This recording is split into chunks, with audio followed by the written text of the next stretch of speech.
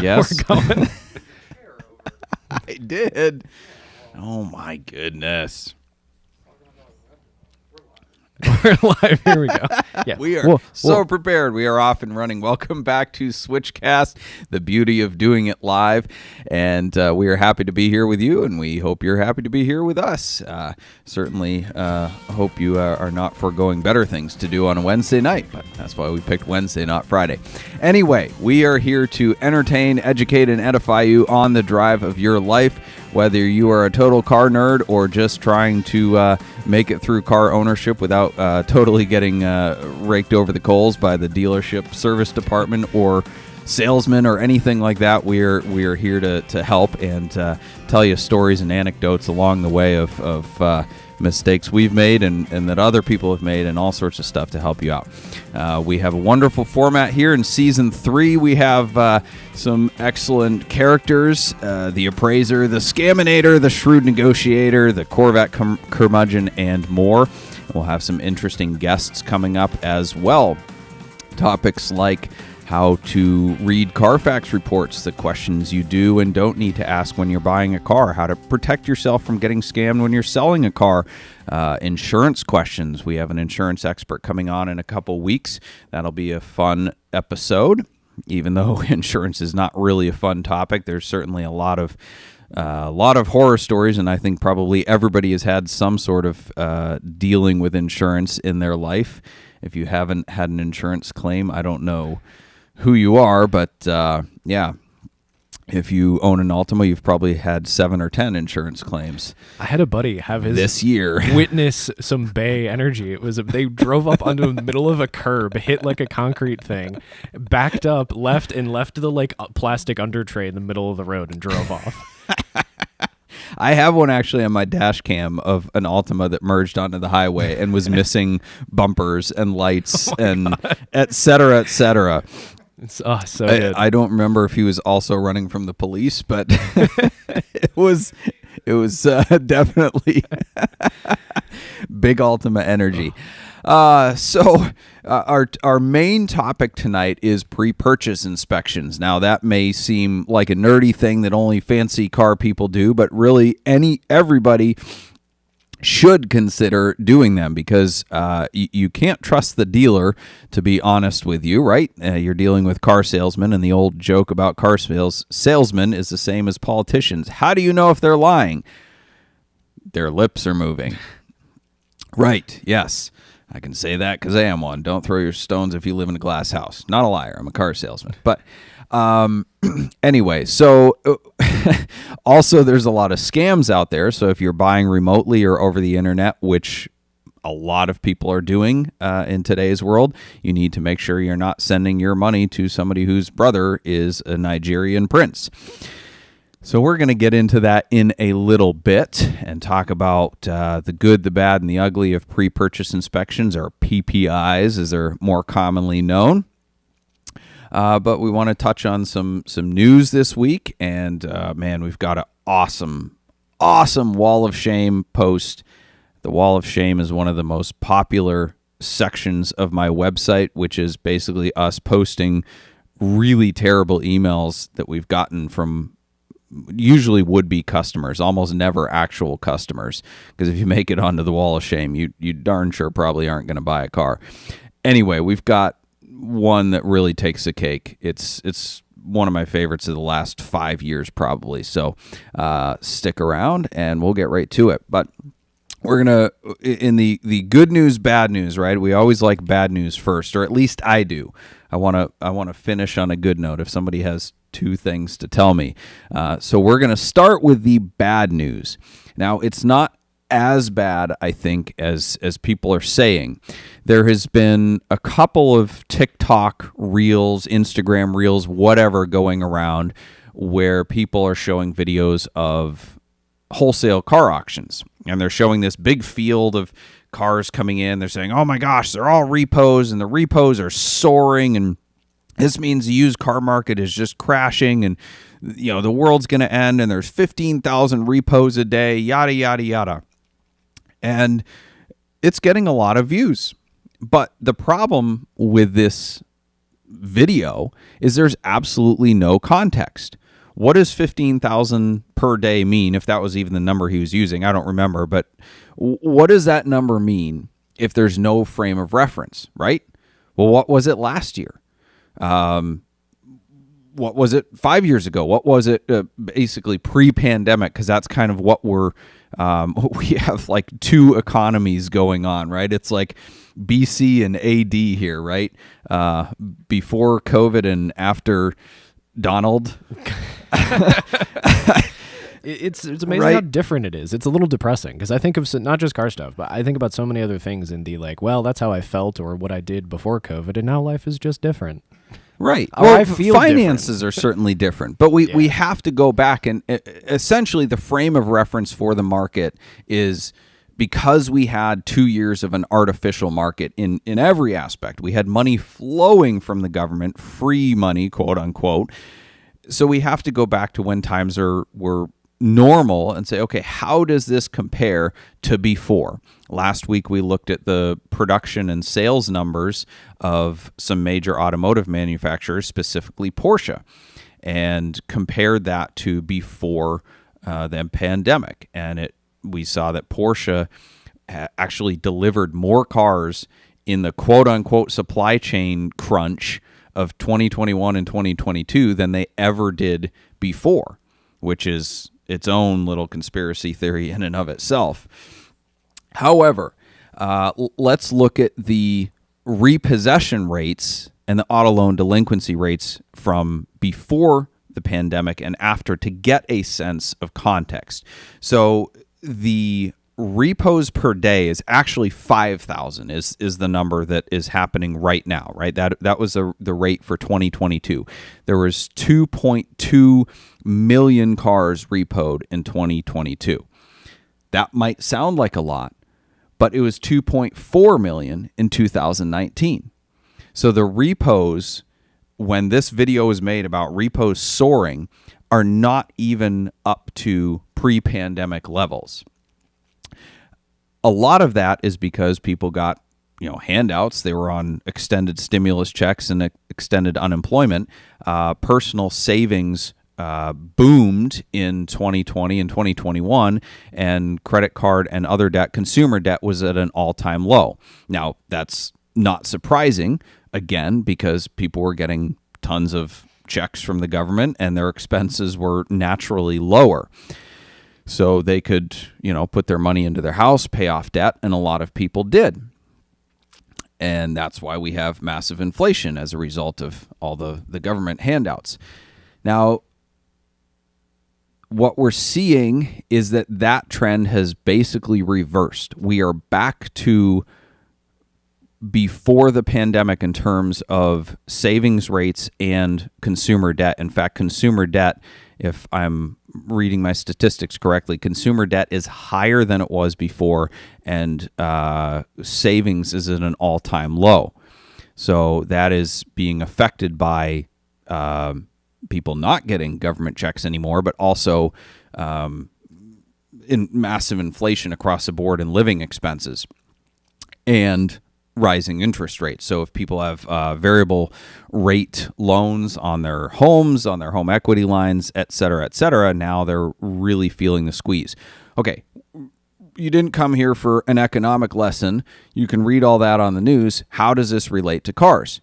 Well, we talked about repos. Repos are not back to 2019 levels yet. However, auto loan delinquency rates are at an not an all-time high. They are at the highest rate they've been since the last economic meltdown, the Great Recession beginning in 2008. So they are at the highest rate since then and approaching those numbers. They are about 25% higher than they were a year ago. Now, all of this is kind of a result of what I just talked about. We've got inflation going up. We've got the cost of groceries, the cost of living going up. But at the same time, people have been overpaying for cars the last 2 years, financing them out the butt.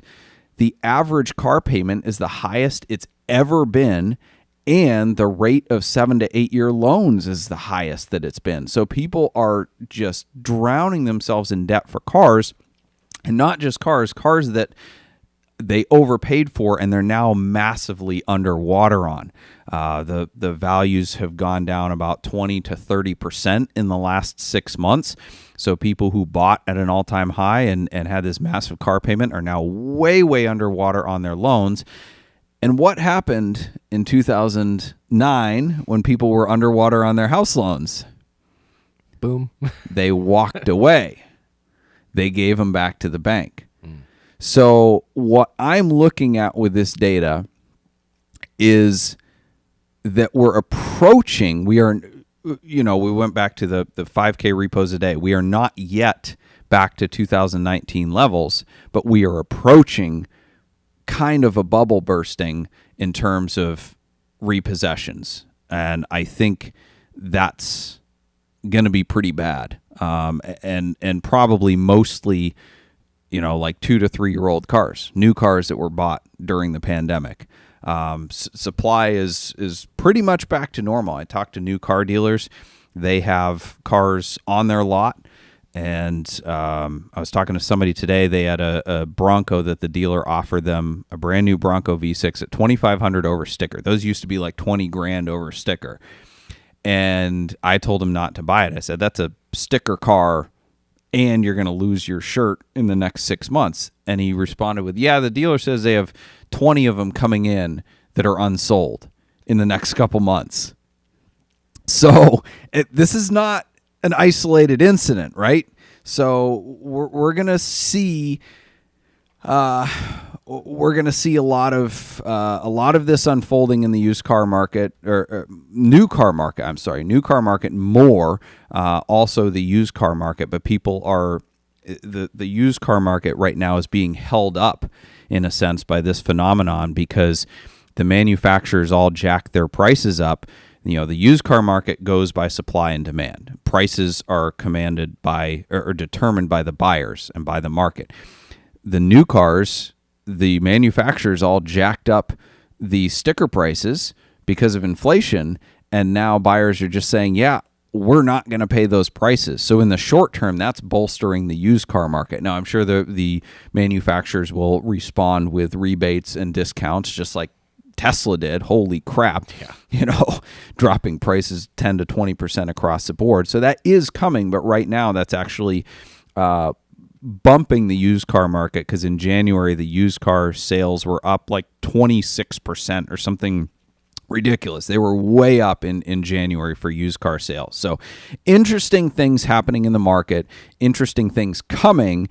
The important takeaway, at least for me on this, was when you see a statistic, don't take it at face value just in terms of here's the one number. You have to look at it as a graph. Look at it with other comparative statistics to really understand what somebody's trying to say, because a number like 5,000 repos a day means absolutely nothing unless you know what it was yesterday.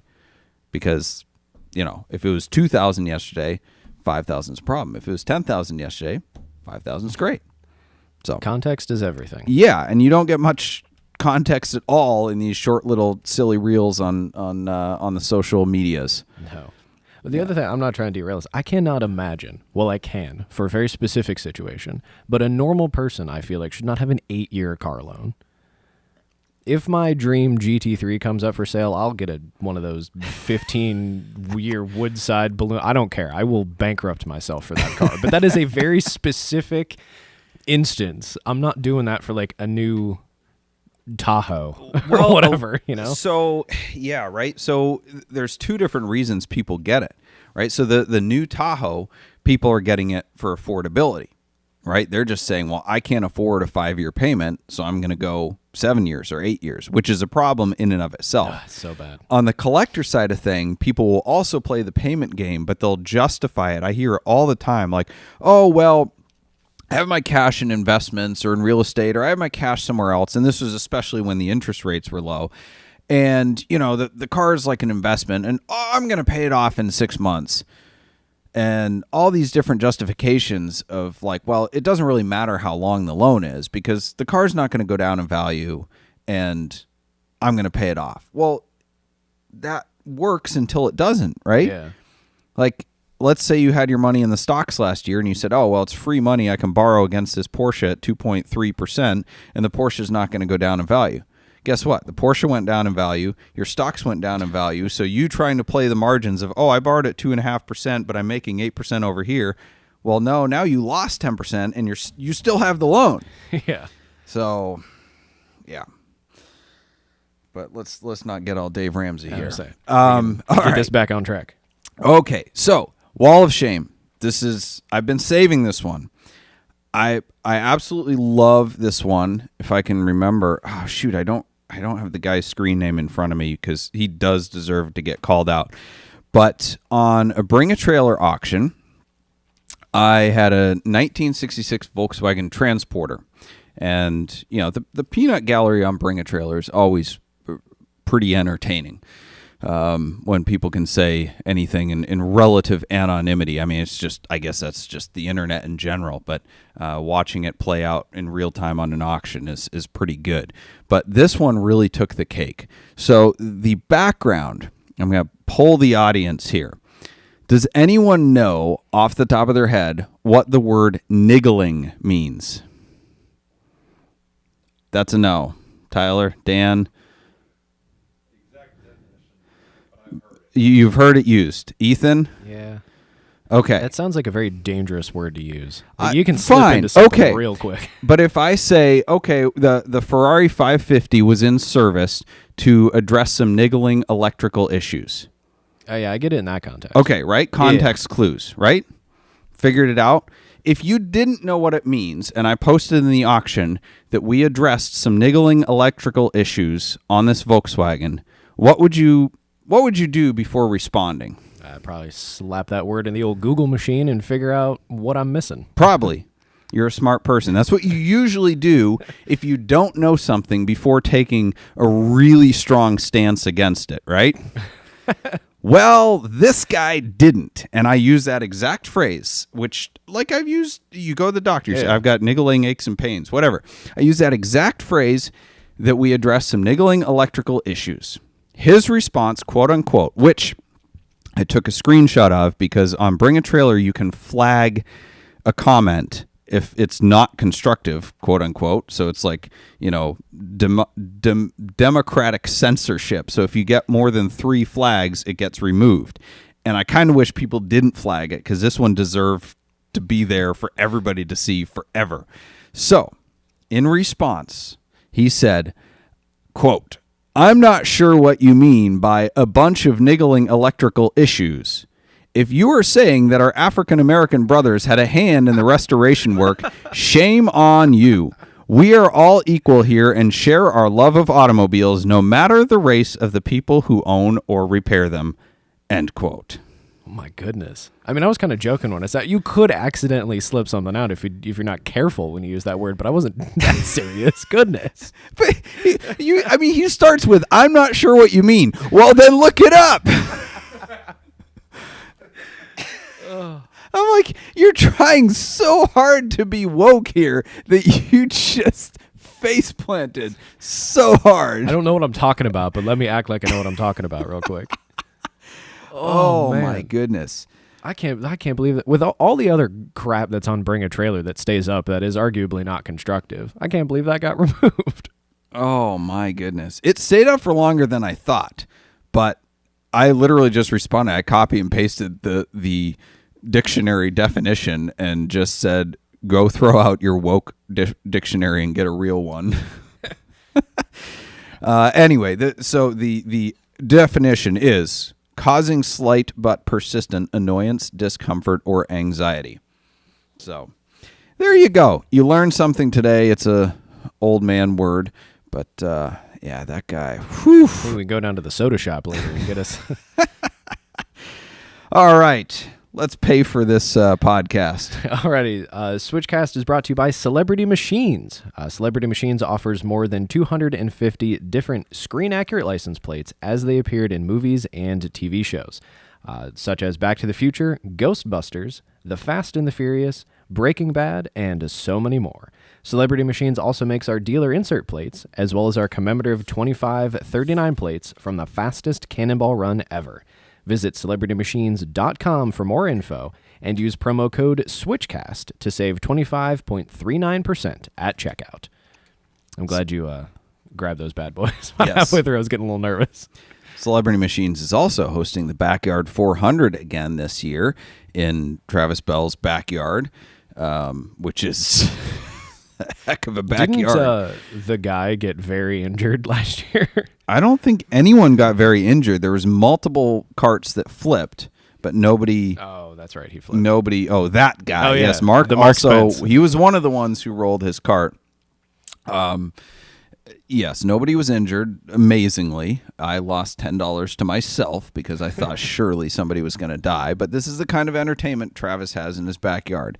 Carts going around a paved, quote-unquote, walking path with buildings and trees in between. And So good. I'm very sad that you did not win the ability to purchase that C5 pace car go-kart when we were in Rhode Island last year. Yes. That would have been amazing. Yes. That would have been perfect for the Corvette Curmudgeon. A anniversary. No, sorry, not an anniversary. A pace car, the purple with yellow wheels and yellow So interior good. pace car go-kart version. So close. It wouldn't have fit in the wagon anyway. So We've got Nick in chat saying that their grandpa actually used the word niggling with a laughing face. So it's real. I use it like in the car industry. You use it all the time, I feel like. No, it makes sense. When you first said it, I was confused, but I've used it myself. I guarantee it at some point. Yes. Anyway, all right. Our main topic is pre-purchase inspections.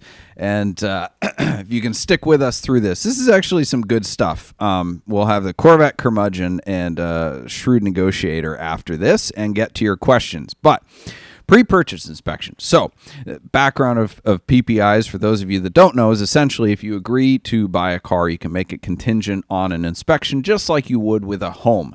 Now you can just run it down to your local mechanic and have him put it up on a lift and check it out underneath. And some people have experts come out. I've been hired myself to go evaluate Porsche GT3s.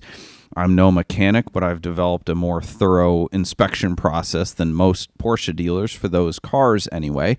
But there's a number of things that people expect to get out of PPIs. Now, I think the expectations are key here because just like with a home inspection, you don't necessarily hire one person to look at everything. So, you might hire a regular home inspector to make sure that the foundation is solid and there's no evidence of water damage, et cetera, et cetera. But when we bought our house recently, we also hired a mold company specifically to test for that.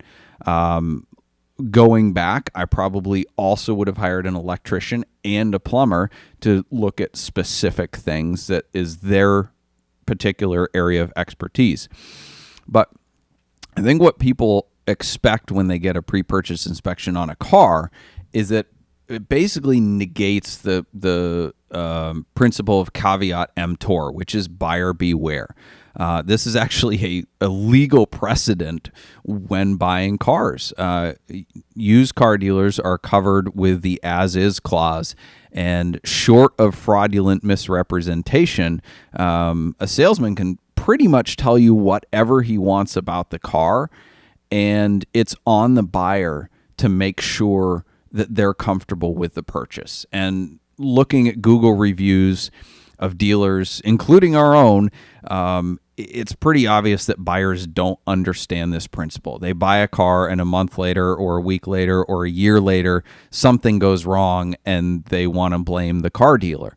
And maybe sometimes it's the car dealer misrepresenting things or hiding issues. But, car dealers are held to way too high of a standard. Like, really, they're just buying used cars. They might change the oil. They might inspect it, and they're throwing it out on the lot. It is the buyer's responsibility to make sure they're comfortable with the purchase. Now, with a PPI, it still is your responsibility, and the car is still sold as is. But people want to try to minimize their risk with PPIs, and they do all sorts of strategies to do it. Probably the weakest strategy I see is when people go on the forums, the online car forums, and they'll be like, hey, I'm looking at this car at such and such dealer. Can anyone go check it out for me? And that's basically like asking, if you're looking at a house, just going on Facebook and being like, can somebody go to the open house? And that's the inspection. Like, you have no idea the qualifications of the people on the forums. Now, one might say that the he with the most posts on a forum is probably the most expert, but usually they're just the most blowhard. They're the one with the least experience because they have all sorts of time to post online as opposed to actually going and doing things. The most renowned automotive experts I know in the exotic car world have like 7 posts on any given forum because they're too busy actually working on cars and gaining experience. So I always think that's funny when people offer to go look at a car for somebody online because, one, they don't know the liability that they're taking on, and two, like the buyer, like, why would you even do that? You have no clue the credibility or the qualifications of the person. So that's kind of like the lowest bar. The next step up is a company like Lemon Squad or another large online company that has locations all over the country that you can have a remote inspection done. Now, I think these are good for certain types of things. They certainly are good for making sure you're not getting scammed. And by getting scammed, I mean, like, there's dealers out there that don't actually exist. They will take like an existing but defunct dealership, and they will actually use that address and that dealership name, create a website, and then get a legitimate advertising account with Cars.com or AutoTrader and list like 40 cars for sale. So it's like, wow, they have a website, they have an advertising account, this must be a legit dealer. But if you go on like Google Street View, it's some corner shack or gas station that isn't there. So hiring one of these companies to, at the very least, make sure the car and the dealership exists is good. But again, you don't know the qualifications of the person inspecting it. They might be an ASE master certified technician, or they might just be somebody that got a job because they can look at a car. Now, I don't know the particular vetting process of these different companies, but you want to make sure you know what you're getting, even in terms of the inspection, because we used to have people come out from these third-party inspection companies on behalf of a bank. I won't say which bank, but they would come out to inspect our cars. And they were so clueless about cars that I essentially had to fill out half the inspection for them, because they would be looking at like a Ferrari and they're like, well, does it have power steering? Does it have power windows? Can you put it into gear for me because I can't drive stick? And they just, like, we had to put it in first gear and reverse so they could see and just, like, move it forward and back. So they're like, okay, the transmission works. So, again, that's, like, kind of the baseline, the bottom of the barrel. Now, the kind of the next level is having a mechanic or a specialist check it out. A lot of people automatically want franchise dealers to perform a PPI. And let's just use Porsche as an example because that's the one I have the most experience with. People always say, well, I want a Porsche dealer to do a PPI, because there's this underlying assumption. Tyler's shaking his head no. Sorry. There's this underlying assumption in all of cardom that, I had to be careful when I put those two words together. I'm like, hope I don't make a weird, awkward compound word, that the franchise dealer knows best. And that is not the case with servicing. That is certainly not the case with inspections. In fact, a lot of times it's the exact opposite. I will not say all the time, but having the Porsche sign on a dealership does not mean you're getting a higher level of service or that the technician is more qualified. Just means they passed whatever Porsche tests. The other thing to kind of consider is most franchise dealers have essentially just their 180-point checklist, which sounds like a lot of things to check, but it'd be like the same as their certified pre-owned checklist. Now, if you've ever looked at that checklist, it's fairly, I guess, boilerplate. It's like a template checklist. They are looking at body gaps and certain things like that. They're checking the computer, but when you really get down to it, they're measuring brake pad thickness, they're measuring tire thickness, they're checking the date codes on the tires sometimes, but they're not getting into the nitty-gritty of certain things. For example, let's use Porsche GT3s as an example. Ceramic brakes. They can measure the thickness of the pads, but they almost never measure the thickness of the rotors. And I can tell just by a visual inspection whether or not the car has been tracked by simply looking at the surface of the ceramic rotors. They also probably don't test drive it, and they don't get it into torque load it in second or third gear, one, to see if the limited slip differential is working or if it's pulling left to right, two, to then unload it to see if the car is popping out of second gear. That's a common issue on GT3s. It's a common issue on 996 turbos. They're essentially just going through their boilerplate checklist. So a lot of these really, really expensive issues could pass not only a Porsche certified pre-owned inspection, but a Porsche dealer PPI and or an independent PPI. And we've seen any number of cars pass these inspections. There was one, let's see, there was a GT3 in California with high miles.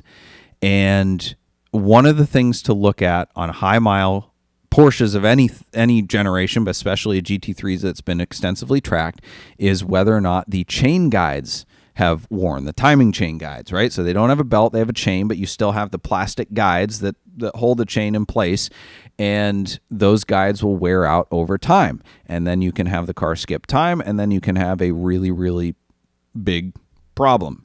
Engine explosion. Causes me much anxiety. Yes, Tyler has a 996. That's they're known for their timing chain slap. So The easy way to tell on the GT3s is to plug the computer in and look at the camshaft deviation numbers. And 6 degrees plus or minus is typically the threshold. Really, you want to be 2 degrees or less, but that's like the threshold. There's a high mileage GT3 that went through a Porsche dealer pre-purchase inspection, and the only thing they looked at is over revs because that's the only thing people care about. And the camshaft deviation was way out of spec. So the car needed chain guides, which is not a small job. But, nobody was the wiser until somebody else had an independent inspection done. So these Porsche dealer inspections or any dealer inspections are kind of a template thing, and they may not have specialty knowledge that you need in order to make sure you're covered. In addition, most franchise dealers will not perform PPIs because of the liability. And this goes back to expectations. People have expectations that a PPI is like this insurance policy that nothing is going to be wrong with the car, which is complete crap. It's total crap. Engine numbers, right? There was a lawsuit a long time ago about a guy who bought a vintage Ferrari, and it wasn't the original engine because it had been re-stamped by somebody along the line. The guy hiring it wasn't qualified to look at the engine number stamping and say, oh, this isn't an original Ferrari stamping from that period. So, I know that this isn't the original engine. He was duped just as much as the owner. But that shop got sued for big, big bucks because they didn't catch it. So Porsche dealers, Ferrari dealers, for that reason, they don't want the liability, especially for like a $250 paycheck for somebody that's out of state that they're never going to see again. They won't do PPIs, and for good reason. There's a Ferrari dealer that I used to work with, which is one of the best service departments on the planet. Shout out to Rich Kansky. He managed that service department. And what they did to get around the liability aspect of it was that they would perform a leak down and compression test. So it's a very specific, now again, I'm not a lawyer. I don't know how this would play out in court. I don't know if it was ever tested, but this was their strategy. they'd say, sure, we'll do a leak down and compression test for $500. That's a very specific test, so there's no subjectivity. Here's the leak down numbers. Here's the compression numbers, period. And oh, by the way, here's the 17 things we noticed while the car was up on the lift, and here's photos. Wink, wink. So it wasn't this blanket just, oh, yeah, this is a pre-purchase inspection, because, again, what are, one, the expectations of the buyer, two, the qualifications of the tech, and do those two things align? So in order to get around the legal liability, that's what they did. And that's kind of what I recommend buyers do if a service shop will go along with this, is basically say, listen, you know what you're probably looking for, so give them a list of specific things you want tested. That doesn't mean anything either, because I had a Ferrari that went to another independent shop that shall remain nameless, that I specifically asked on behalf of the customer, how is the clutch and are the headers cracked? Because those are both very common and very expensive issues on the 430. Supposedly, both of those things were inspected. Clutch was fine. Headers were fine. We later found a receipt from the previous owner having it serviced that noted the headers were cracked. And the car went to a different service shop after this pre-purchase inspection. They found the headers were cracked. The clutch was white from, essentially the pressure plate was white from being burned up. It wouldn't go into reverse. So it was like, it was on its last leg. And also there was a noise from the bottom end of the engine. Right? So even when you tell somebody, oh, look at this, look at that, that doesn't mean you're going to get what you paid for. Like, again, you are ultimately responsible for making sure the car you're buying is up to your standard. And you are ultimately responsible for the risk. There is always a level of risk when you're buying a car. On the flip side of that, so you have the guys that are just unqualified to do an inspection or miss things or whatever. On the flip side of that, you have the people who overstate flaws in an effort to, I don't know, look smarter or maybe gain business for themselves. And we had one of those as well. There's a Porsche service shop locally, Autobahn extremist, Chris Moore. He has been totally 86'd from any business with us. If somebody asks for a PPI with him, I will refuse. No car of ours will ever go to his shop. Happy to say that publicly. Anyway, we sent a 911 SC there for a pre-purchase inspection. It had been repainted. The customer knew this. We disclosed it. It was an okay paint job, but the body was straight. The car was straight. So it went there. He finds thousands and thousands of dollars worth of mechanical work that it allegedly needs, which it didn't, by the way, in my opinion. I had daily driven the car over the summer with no issues, and it was a solid car. It was a driver, but it was a solid car. And he told the customer that the entire body was like wavy down the sides. Now, he did this thinking, I guess, that the customer was going to be so happy with him pointing out these issues that he'd buy the car and then hire Chris to do all this work. Well, he wasn't really thinking straight, because the customer, when he got the report, was like, the heck, I'm not buying this car. Even though, and I'm like, dude, here's pictures of the door down the side. Like, it's not wavy, but he threw the inspection because he wanted the service business and the paintwork business, et cetera, et cetera. So, man, you can get stuff on every single end of things. You know, you can have somebody throw an inspection. You can have somebody completely screw up the inspection. But, ultimately it comes down to the individual tech that's looking at the car, and you can have different results on different days. I had a Porsche 930 that had some drivability issues, and it went to 3 different highly qualified techs, and every single one of them at 3 different shops, including a Porsche dealer, found something different wrong with it. And I don't think any of the 3 fixed the issue. But like, they all diagnosed it as something different. said they fixed it and it wasn't fixed. And we eventually figured it out. It was some boost issue. I don't remember what it was. But, that's just to say that, whatever pre-purchase inspection you get depends on the day, depends on how that person is feeling, depends on their qualification. You might have one guy that's like a body and paint expert and the other guy that's an engine expert, and he doesn't check the suspension, and then you have techs that are mechanical experts that, in an effort to serve the customer, they get into advising on paint work, and I've had them be just flat out wrong when they would write something on a pre-purchase inspection. I had to go back and be like, hey guys, you're wrong on this paint work. Here's the meter readings. Here's the receipts, of what paint work was done, what paint work wasn't. And you're telling the customer something that you're out of your lane in terms of your qualification, your expertise to say something about. So you have to be careful again with the qualifications of who you're having do it. I think the best thing ever that was missed was we sent a 911 Turbo to a Porsche dealer for a pre-purchase inspection, and I can't remember if we got our money back or not. I fought for it. I don't think I did, but the inspection in general was impossible to read because instead of pass fail, it was a bunch of questions with yes or no answers. But the problem was some of the questions were positive and some of them were negative. So if you look at a regular inspection sheet and you have pass fail, it's okay, if all the check marks are on the left, then that means everything's good. Well, this one was not the case.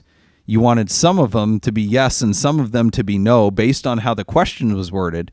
But I think the tech just didn't read it correctly either. So you had these questions are the brakes shot? Yes. And the next one, is the engine good? Is the paint good? And so you just check yes. You're like, well, wait a minute.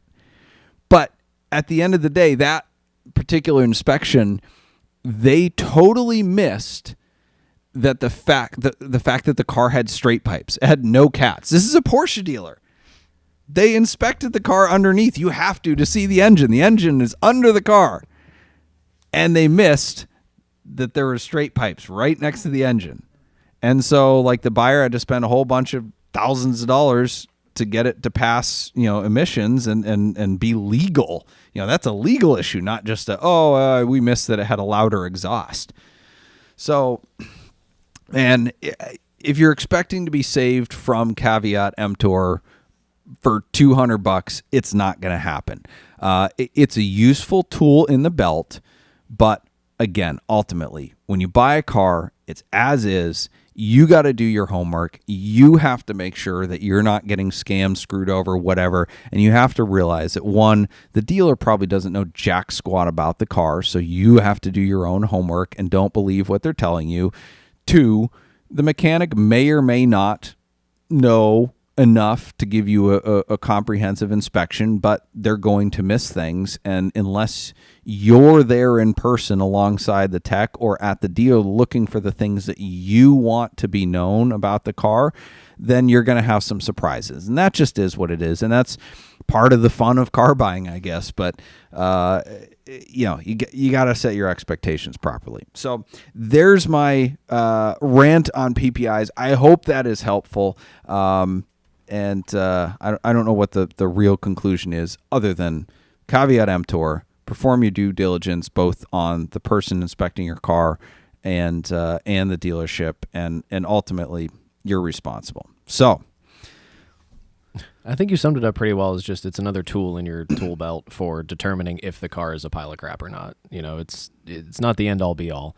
I've had two done that turned out to be pretty accurate, but I still spent thousands of dollars fixing stuff on the 968 after I bought it that wasn't wrong when I bought the car. Things just, as I started to use it more, they happened. So and you got tons of service records too. Oh, and that doesn't mean anything. It means something, but that didn't prevent you from spending thousands of dollars afterwards for stuff that had allegedly already been done. It's nice to know it was done, but it's whether it was done do right it again. Or there's some seal or something specifically that I was that was done 2 years ago, allegedly. I don't think it should be done again. But it's all just, I don't know, it's not the end all be all. Right.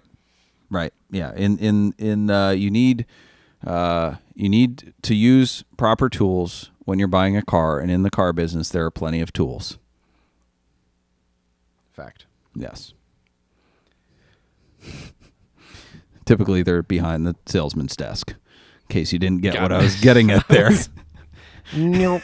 Completely over my head. Dry humor. All right. Speaking of dry humor, let's invite the Corvette Curmudgeon on the show. Alrighty. So, Mr. Curmudgeon, this week, I've wanted to know, we've talked a little bit about various types of Corvettes the past couple episodes, but I want to know today, what have you done to personalize your Corvette? Well, my Corvette's pretty rare as it is. It's like a one of seven. That color combo made that year. So it's already pretty personalized. But I did quite a few things. So I did the chrome door trim.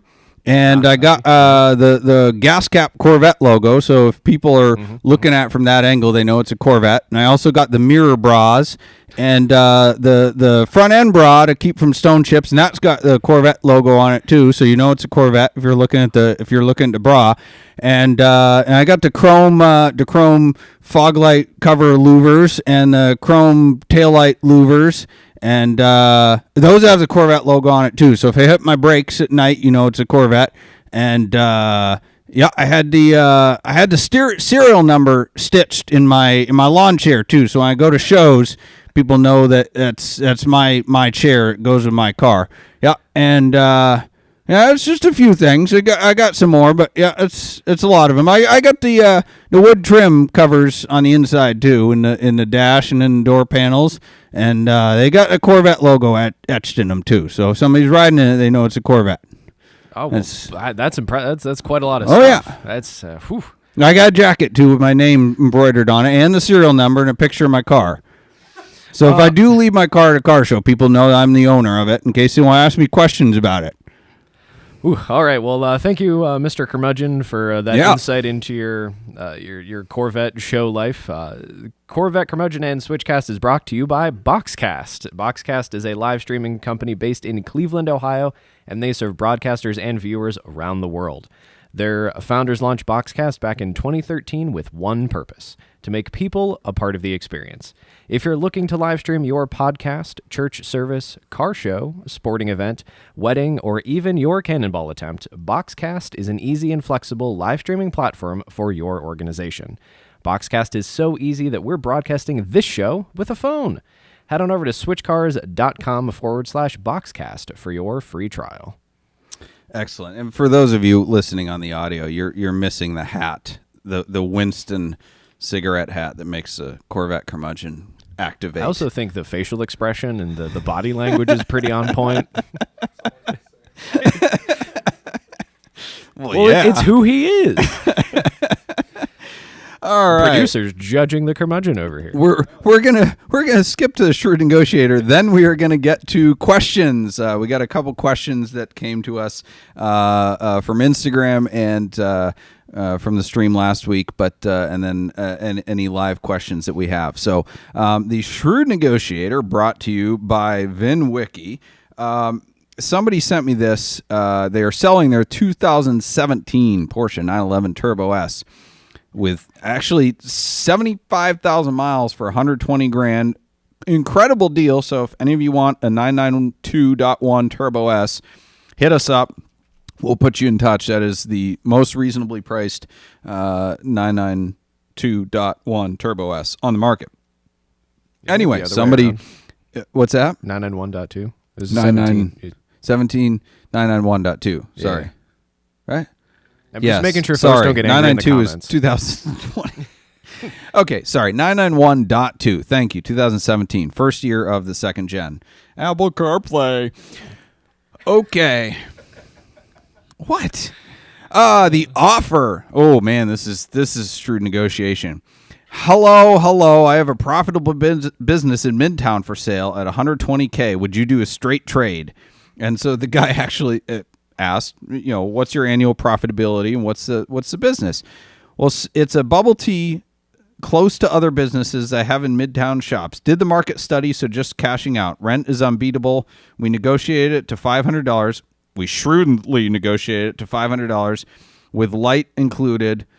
Business has 2 employees and is profitable. Structure is mobile and included. 500 to 1,000 weekly net with absentee owner. The name of the shop, the Anime Bubba. So the seller of the Porsche asked for a picture, which if you go to our Instagram, Switch Cars, it's on our story, so you can check it out.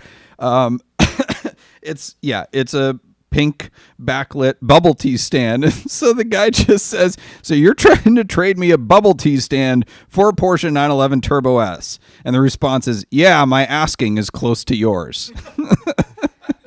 I mean, man, I could ask $125,000 for a baseball card collection and then say, I'll trade you for a bubble tea stand.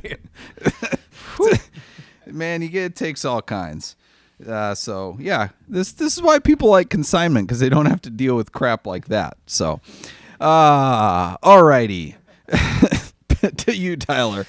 All right. Well, we've got a couple of questions before we hit up the ones. Who are the questions brought to us by? Oh, they are brought to us by Nuts for Sticks. Nuts for Sticks is a brand celebrating the manual transmission in all its forms. Forget flappy paddles, we like shifting ourselves. Check out our fun and funny stick-themed shirts at nutsforsticks.com and save 10% on your order using the discount code SwitchCast. That is nutsforsticks.com and use code SwitchCast.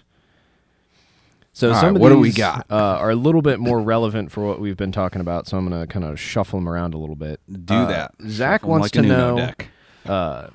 They say, hey, Doug, can you talk about your process for buying cars sight unseen and shipping them? Don't use my process. I was going to say, I have a process, but that involves you. So no.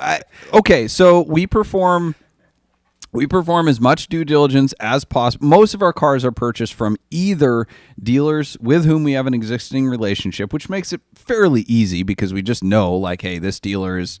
If they say it's a 7 out of 10, it's an 8 out of 10. Or if they say it's an 8, it's a 7 or whatever. And like, this dealer is fast with titles, slow with titles, whatever. So we know our level of risk and we are fairly secure when we're buying cars from other dealers. We buy a lot of cars from private parties, though, which is different from most dealers who buy cars from auctions. And in auctions, you're taking a lot of risk on the car, but the title process, et cetera, is basically secured by the auction house. So when you buy from a private party, like either there's a payoff or we're buying just clear title. So with the payoff, we've got to get all sorts of power of attorney, authorization for payoff, deal with the bank, et cetera, et cetera. With a clear title, it's essentially just, if they're close enough, we'll go with a cashier's check or cash or whatever, pick up the car, hand off the title, and we're good. If it's a long distance deal, we're wiring money to somebody we've never met. So we're doing as much due diligence as possible on the car that we can. Service records, if they exist, searching the VIN, normal checks, Carfax, VINWiki, et cetera, Google, looking up the person, getting their driver's license, verifying their identity, et cetera. There is always some level of risk, but that's kind of what we take on as a dealer. That's why we are able to buy cars for less. Now, we're not trying to buy projects, but every now and then we buy a car that's supposed to be a 9 and it's a 7, and that just is what it is. Every now and then the title takes a little longer than it should or whatever, but we've never gotten scammed that I know of. And that's really what we want to prevent. But you kind of have to average out the risk, and we're as careful as we absolutely can be, but a lot of it is just performing as much due diligence and then just using our gut in terms of, well, what do we know? What do we feel based on thousands of transactions that we've done? Does this all make sense, and does it feel right? Because if it doesn't feel right, it usually isn't right. So I feel like even if you don't have those thousands of transactions, you can have a pretty good gut on if a deal just feels weird. Mm-hmm. I haven't purchased a ton of cars myself, and you also didn't ask for my opinion, but here it is. I've only purchased cars from out of state, sight unseen, because I'm just personally tend to look for pretty specific things. Mm-hmm. I've got a PPI done 2 out of the 3 times. The other time I just didn't care. I wanted the car. But it's just talking to whomever, whether it's a dealer or a private seller. Usually, depending the money situation with financing can get a little weird, but PenFed's great for that. They'll just write you a check and you can deal with it from there. Right. But it's really the due diligence, like you talked about with the PPI, that is super important. Does the car seem like what you want, and do you know the risks you're taking? I bought a 996. The internet scares you away from those. There's a lot but of it's risks fine. there. I have understood from the day that I bought that car that if it blows up, I need to be okay with it. Yeah. And I'm more free because of it, I think. But Yep. It's the due diligence is huge. Yep. Absolutely. And then get yourself a friend who can ship cars for you, because that's been really helpful. Thanks, bud. Yeah. Good luck shipping.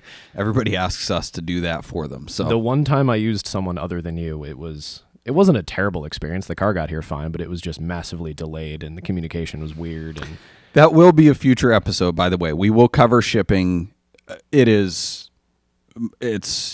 That might be an hour and 5-minute episode. That is a deep topic, but we will cover that for sure. That'll be an episode of its own. So stay tuned.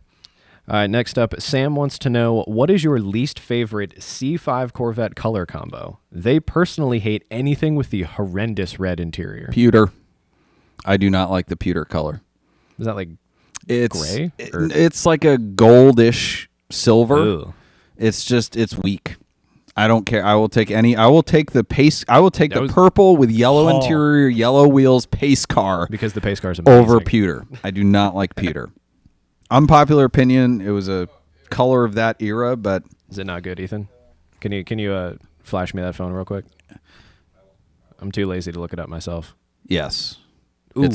Well, that's just old man spec. I've had a Buick. Yeah, in that it's color. old man spec. It's less gold than old man spec, but it's still just meh.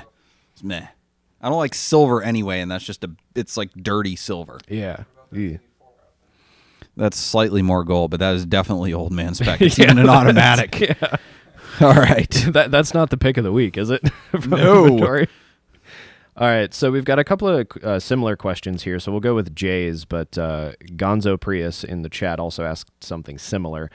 Jay says that they're headed to Scotland in May, had a wild thought. Instead of renting a car, they were thinking about buying one and shipping it home to flip. Do you have thoughts? That was my favorite thing to do. I Out of the hardly country? ever. Well, no, but I hardly ever rent cars. I always buy them on location and drive them home or ship them home or whatever. And it's almost always panned out pretty well. Last weekend I was in Atlanta for for an illegal race to get beer, and in which I did not participate, for the record. But instead of renting a car, I flew down to Nashville and bought a Porsche and drove it to Atlanta and then drove it home. Oh, was that the 968? Yes. Yeah. Yeah.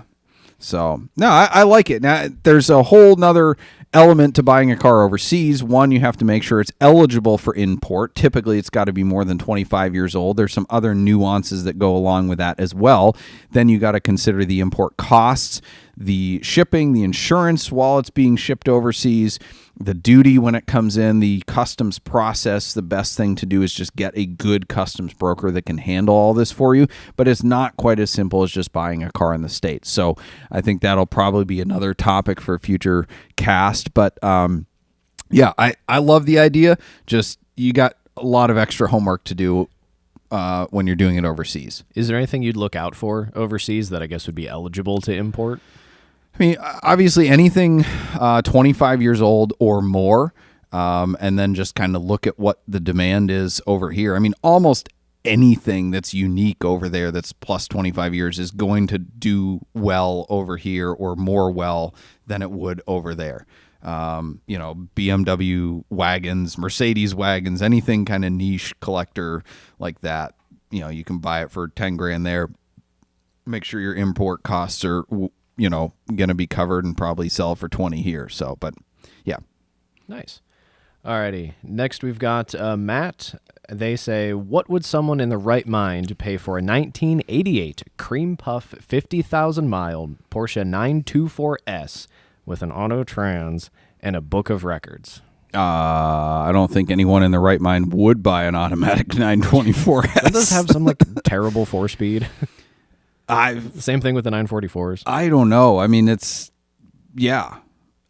wouldn't buy. It's the slowest Porsche other than the 356, essentially. But a front engine, weak 4-cylinder with an automatic, like, yeah, it's a transaxle car. The balance is good, blah, blah, blah. But an automatic, I mean, the crazy thing is everything else has gone up so much that it's still probably like a $10,000 car if it's super clean. Every time I see a 924, I'm depressed at how much they are, because I had dreams of buying like one of the first gen, the like before the 944, ones that was in good enough shape for like a handful of grand, but now they're ridiculous. And I'm like, it's slow and probably terrible. Yep. Well, we are running out of time. I think we're going to, we do have time to do the Scaminator and then the flop of the week. I think we have time for both. Yes, we're going to do the Scaminator quickly. So let's move right to the Scaminator.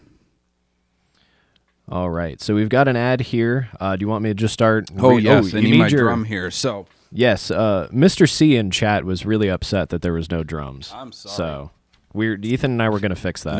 Not many dad jokes tonight. So the Scaminator is, we're trying to see if something is a scam and when we can tell that it is a scam. So I'm going to hit the symbol when I've figured this out, because Ethan has not gotten me a scam voice button yet. Looking it up now. All right. I'm not so sure. I believe that, Ethan. Fire away. All right. So this listing is for a 2010 BMW 328i hardtop convertible, in all caps, for $7,900. Okay. I'm selling my cheap. 2010 BMW 328i convertible. It has 82,000 miles on it, has navigation Bluetooth, automatic transmission, runs and drives great. Upgraded the wheels to the new style, also upgraded the xenon headlights, as well as the gear shift knob to the new ones. Has a rebuilt title. Wait. Gear shift knob. Okay. I don't know if that's a scam. He's just an idiot. I've never heard an automatic trans thing called a gear shift knob. The grammar's not the best. All right. That's just bad car guy. Keep going. Has a rebuilt title due to someone stealing the cats. Ah! They were replaced, and it runs and drives great. Yeah, okay, that's a dead giveaway. All right, so here's the thing. This isn't a scam as we typically know it, right? This car is real, but there's other ways to get scammed besides just like, oh, the car doesn't exist, and this is some Nigerian or prince trying to take your money. A lot of it is just misrepresentation scam. So it's important to use Carfax, like get a VIN and perform due diligence to verify the seller's claims. But this is a really common one where people will disclose something about damage repair or downplay it to give the impression that they're being trustworthy and saying full disclosure and giving the buyer a false sense of security. The really easy tell here, for me at least, and you can't see the listing, but when I saw the listing, I looked at the photo and the front end was a different shade of black than the doors and the rear end. So I'm like, there's something else going on here. And sure enough, when I pulled the Carfax, it was like, major front end damage, airbags deployed, yada, yada, yada. But nobody ever gets a rebuilt title due to the cats being stolen. That would be a theft report, if anything, but cats are expensive. But on a $10,000 car, come on, that was a huge red flag to me. So anyway, there's your Scaminator for the week. And now we are on to props and flops, brought to you by Switch Cars. Switch Cars is the enthusiast's dealership where we buy, sell, consign, service, and store only cars that we like ourselves. Check out our handpicked inventory at switchcars.com. Our pick of the week from the Switch Cars inventory is 1994 Porsche 968 red on tan. The car I flew down to Nashville to buy. 45,000 miles. Previously owned by a celebrity's manager. Not that celebrity provenance ownership means anything, but some people think it is. But really cool color, quintessential Ferrari colors in a Porsche. Had the major service done a few years ago, and the thing just runs like a top. It's super clean. I put 1,000 miles on it, no issues, and I just really like 968s. They've got that 3-liter 16-valve engine, has more torque than the 944s, better looking, lot of fun to drive. Way better than a 944 Turbo. Sorry to all of you collectors who paid 80 grand for 944 Turbo. This is better. It's on our website. It's only $36,900. Check it out now before it's gone. All right, our flop of the week. As much as I want to save this for the end, I got to do bad news first and good news second. We got to end on a high note. So the flop of the week. This is so good. This is so good. Shill bidding on Bring a Trailer, P-Car Market, any auction is totally against their rules. And I think it's bad anyway. Like, why would you do that, right? Let the auction play out. I'm going to slightly implicate myself in this, but I'm not because we had no participation in it, but haters are going to hate anyway. We have a Mercedes G63 for sale. It is currently for sale on our website, even though it sold 3 weeks ago on Bring a Trailer. How would that be? Well, we put it on Bring a Trailer with a reserve of $90,000. To make a really long story short, well, let me give you a little bit of background.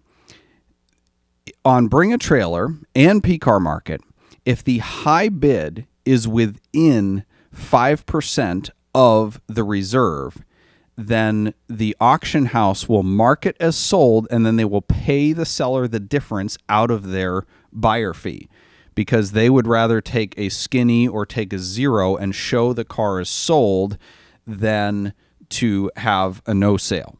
Right, so that's right in their policies. It's common practice. If you sign up as a buyer or seller, like, you know this. So we had a reserve of 90 grand, and we're watching the auction. We had met with the seller. The G63 was on consignment, so we're selling it for somebody else. And we had met with them earlier in the day. They wanted to lower the reserve to 85. I said, okay. Then they decided not to. We were back and forth on this. So I said, no, just let the auction play out. Let's see how it goes. Well, sitting at 80 grand right until the final moments, which is typically when everyone bids. 81, 81.5, 82, 83, 84, 85, 86. Now I'm looking at it going, okay, 86 times 1.05 is 90,300. So it's going to sell. We're good. Like, Bring a Trailer will cut us back a check for the difference. 86, sits at 86, counts down, it sells. I'm like, all right, cool. Well, not the result we wanted, but it doesn't matter. We still get 90 grand, which was our reserve. So I text the seller and said, hey, man, congrats. It sold. Like, don't worry, because if you see it sold at 86, like, you're still getting 90 because Bring a Trailer will make up the difference. We get the email. I then go check the email from Bring a Trailer. Congratulations, your item auction is sold. The seller name is, the buyer name is, and I looked at, I couldn't believe my eyes. It's the same dude. It was the same dude. Oh. The guy consigning the car. And I texted him. I'm like, what the frick? He won his own freaking car. I'm like, how do you not know this? And he's like, what happened, man? Like, how did I don't get it. Like, what? Why they charge my card? I'm like, bro, they make up the difference. It's in the bidder contract. I'm like, he's like, so are you gonna, like, what do we do now? Can you just sell it to the underbidder? I'm like, I don't know who it was. He goes, well, yeah, me and another dealer friend of mine were bidding it up. I'm like, so the underbidder is your guy too? I'm like, come on, man. Like, you're going to get me banned from Bring a Trailer. They're going to think I'm in on this. Oh, God. And I'm like screenshotting all the texts for the inevitable, deposition, right? To use a Toby Flenderson quote.